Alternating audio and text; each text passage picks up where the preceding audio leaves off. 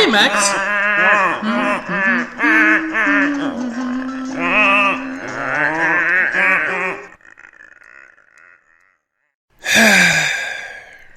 I know I shouldn't, but if I don't, he's just going to interrupt this review anyway, given the topic. So, get him patched through.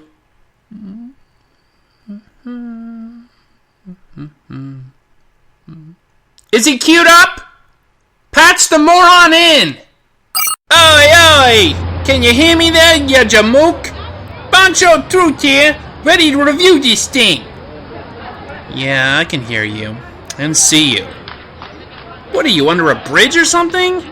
Disposing of a body, I'll assume. Pfft. Yeah, like I'd get that on camera, ya gavone.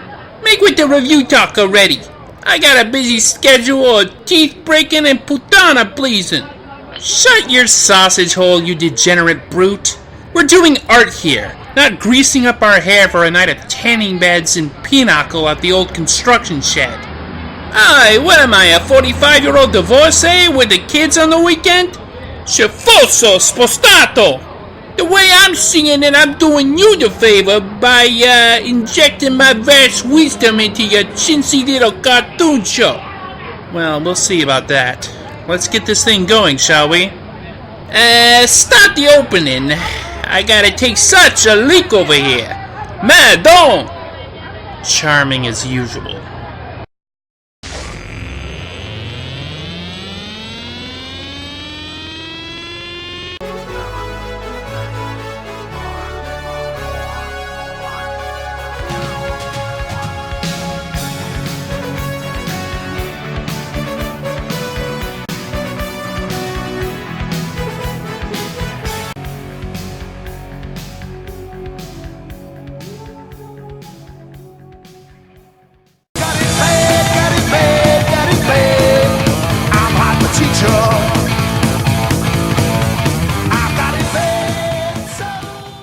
Hiya, I'm Penguin Truth, joined here by Bancho Truth for this episode of Otaku Evolution. Today we'll be looking at the story of a secretly badass teacher's trials and teaching a class of troubled teens who society has all but given up on, taking on a new role in society than the one expected of them. Come to think of it, that sounds awfully familiar, doesn't it? Dangerous Minds? You've been spending most of your life living in a half-wit paradise. I'm talking about Dead Poets Society? Shut up. I'll get to what I'm talking about. But the subject of today's episode is the Gokusen. It's a 13-episode TV series based on a josei manga series by Kazuhiko Morimoto. Gokusen is a mashup of the title Gokuro no Sensei, or Gangster Teacher, and that's pretty much what our main character is. The Gokusen is a show about this butterfaced bimp named Komiko, a new teach looking to preach at a crop of today's fine youth. But unfortunately for her and the equally moon-faced but large-racked Miss Fujiyama, she gets saddled with mouthy little pit stains much in the style and spirit of yours truly in his early days. The broad's gotta dress in sweatsuits as to not draw mouth breathers to the clams. Not that it stops them from speculating on her body, however. Maybe it's just wishful thinking since they didn't get the large-chested teacher. Class, take your seats now.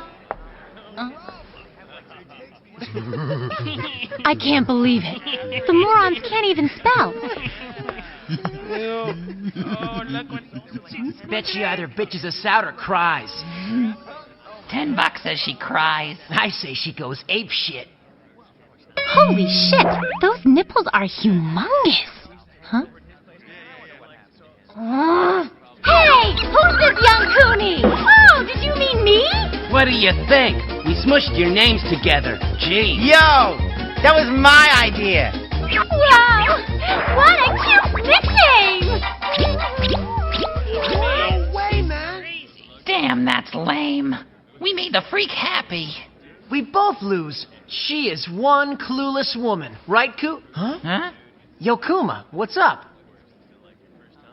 Yankumi, huh?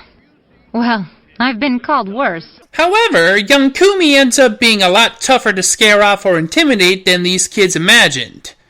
And it's not long before she acts like a mother wolf to her class, clandestinely keeping them out of harm's way in the dangerous climate of a delinquent school.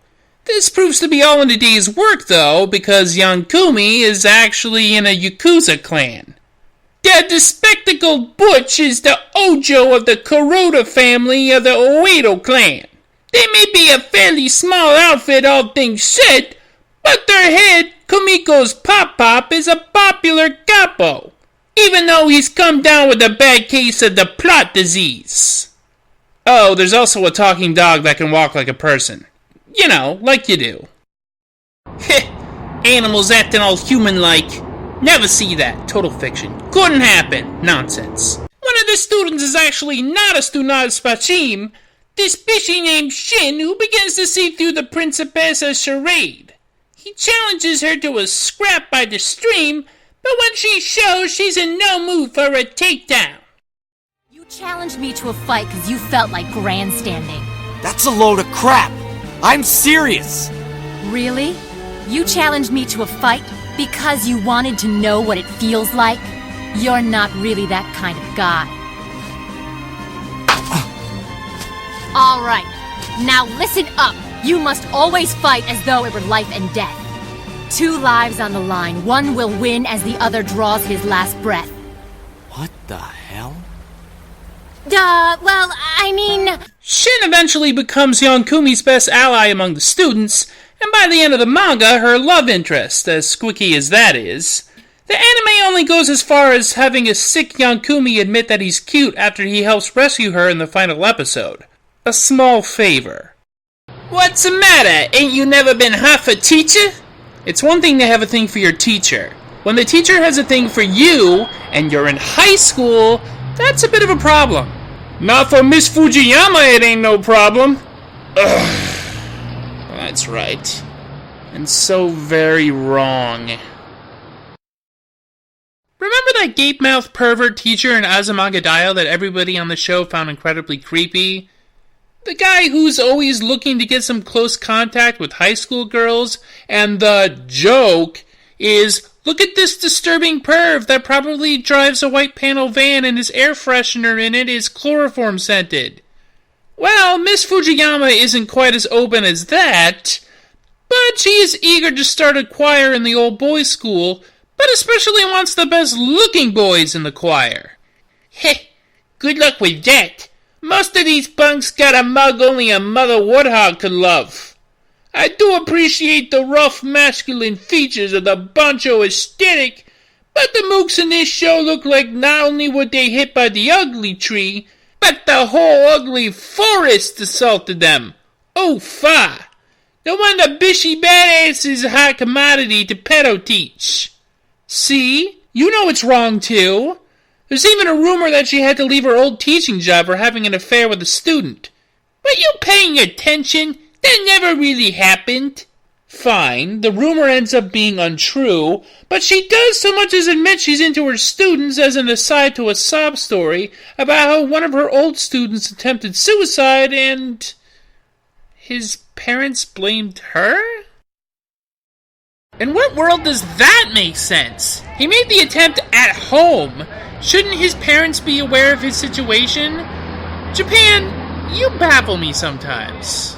Don't forget the best part there, you chooch. Oh, yeah. Apparently, Fujiyama quit for a while, but was somehow inspired back into teaching by watching a bunch of young boys frolicking on the beach. Why is this kind of character a stock mainstay of school comedy anime? Oi! Kagurone! I happen to like Fujiyama Komine. Kinda reminds me of my first time. First time doing what? Forking over some crumpled yen notes at a Nozoki place to watch some desperate Christmas cake pay her next premium merch catalog binge? Oof! I felt that one. But bottom line, Yariman or no, she's got me wanting to, matriculate again, if you catch my drift. Face is still kinda swollen, though. Maybe it's an allergic reaction to Clearasil. Yankumi's got problems of her own, having to split her life into her career in teaching and her duties as yakuza princess. Normally these things are handled by her grandfather and his subordinates, but occasionally she's required to step up to the plate, such as when some of these subordinates screw up royally and almost instigate a gang war. Since her grandfather's ill, she has to make a show of power and respect, all the while dressed to the nines. Did you fully consider the possibility that you might be facing a bloodbath? Yes, I did. I'm prepared.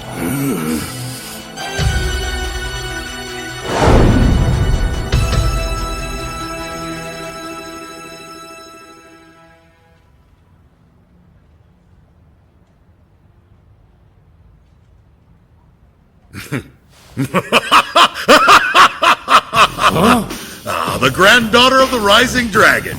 You've certainly got guts. The boisterous broad bravely blocks the Borgata brouhaha, showing she's got what it takes to school the big boys as well as the hot-to-trot tots. Reminds me of stories of my own ma, except she left bodies in her wake. Remind me not to join you for family meals. You're lost, Gaijin Marigon. You ain't lived till you had sashimi with salsiccia, and my cousin Sylvia makes a macaroon that will melt your teeth, it's so sweet. Sometimes the double life can be taxing on her, since she has to deal with law enforcement's suspicion of both gangsters and delinquents, while trying to maintain the cover of an average teacher. Her crew even had to feign ignorance when she was followed home by the Bishi and Moose here. Worse than that, she even got into a tiff with Bishi's father, a law enforcement official with good standing, after Bishi was forced to quit school for grooming to fill his brother's place. The gutsy gal sneaks into his family compound and takes him back home for sanctuary. His father ain't having it at first, but Bishi finds his stunats. Dad, stop! Aren't you ashamed of yourself trying to pull something like this? Using the authority of your office to get what you want? It's disgraceful, Dad. I'm embarrassed to be your son. Watch your mouth, boy. Don't tell me you're planning to become a yakuza. Father, please, let me graduate from Shirokan High. Shin! Why do you care about that place? It's a loser school for academic failures. I know, Dad. I thought so too. At first, I wanted to go there just to spite you for trying to cover up what I did to that teacher in junior high. But now, it's more important to me than anything. I don't want to leave. It seems pretty clear from the get-go that Bishi's only real reason for continuing to attend the delinquent school, despite actually having good grades, is because he's interested in Yankumi. And he's the student the show tended to focus on when it wanted to be serious. But I'm still glad the show didn't end like the manga, with a teacher hooking up with a student. Especially since she didn't have any special romantic chemistry with him, she just knew he was more competent than the rest of the students, so she confided in him. So, you want to get to the elephant in the room or what? Yeah, I might as well. You see, dear viewers, based on some of the things I've mentioned about this show, it's hard not to draw comparisons to another manga and anime based on it with similar GTO! He's talking about GTO! Thank you, Bancho Truth. As my braggadocious Bozozoku benefactor bears, the Gokusen is reminiscent of Great Teacher Onizuka, a manga by Toru Fujisawa, which was turned into an anime series. It's about an ex-biker gang member who becomes a high school teacher. His students distrust and play pranks on him, the vice principal hates him with a passion, and he uses his skills to get himself and them out of trouble, eventually earning their respect. Somewhat. Sound familiar? There's even a scene where a student attempts suicide by jumping off the roof of the school, and Onizuka saves him. A scene that the Gokusen replicates almost flawlessly. Save for the teacher actually going over the edge with the student and crushing the vice principal's prized Toyota Cresta. And this, my friends, is the last time you'll ever hear the words prized Toyota Cresta in that order. My pops had a prized Dodge Spirit. At least it was until he had to roll it into the Delaware with a couple of... but that's not for me to say. I'd rather not know, but Dodge Spirit? I thought he was big time. Yeah, He made his way up the ladder, I'm sure. While there are similarities between the two titles, such as also having live-action versions that predate the animated ones, the Gokusen tends to be a lot more lighthearted, for the most part, and lacks some of the heavy weight of GTO. It's not as sophisticated. It's sort of like the difference between Tank Police and Patlabor. But while it does get a bit bogged down in the by-the-numbers escapades, Yankumi is a fascinating figure, a determined and compassionate teacher, even if she is a mobster. Aye, what do you mean, even if, ya babo? This lady's a soft touch anyway. Not a single corpse littering her shadow. I off more mooks going to breakfast than her gang during the whole show. I really don't want to know. But lethal or not, you can see that Yankumi is formidable. Seen some desperate moves in my day, but nothing like this. You serious? Never been more serious in my life. 'Cause for me, the stakes couldn't be higher.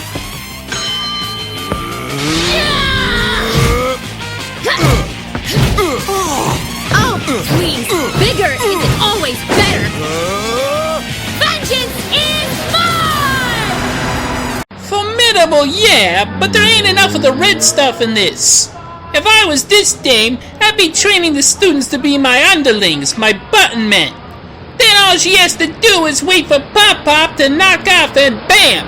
Take over the family, take over the clan, and very ambitious, but aren't you just some exile from Tokyo? Where's your drive? Man, I'm in charge of Saitama! Big fish in a small pond. I put my big fish in your mom's Ooh, look at the time. Looks like that's all for Otaku Evolution for now. Next time, I'll take a look at the seamy underbelly of government conspiracies. I hear they like to be scratched there. Until then, see ya!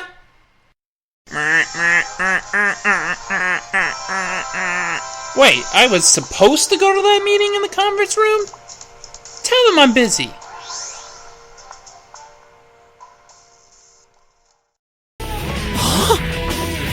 Excellent. Surely this should be enough of a scandal. Or you take that picture over my dead body, butthole. Hey, Vice Principal. Don't you forget that both Ojo and Shiroken High got the Oedo clan watching their backs. I bet the water in Tokyo Bay is really, really cold. Oh, please don't hurt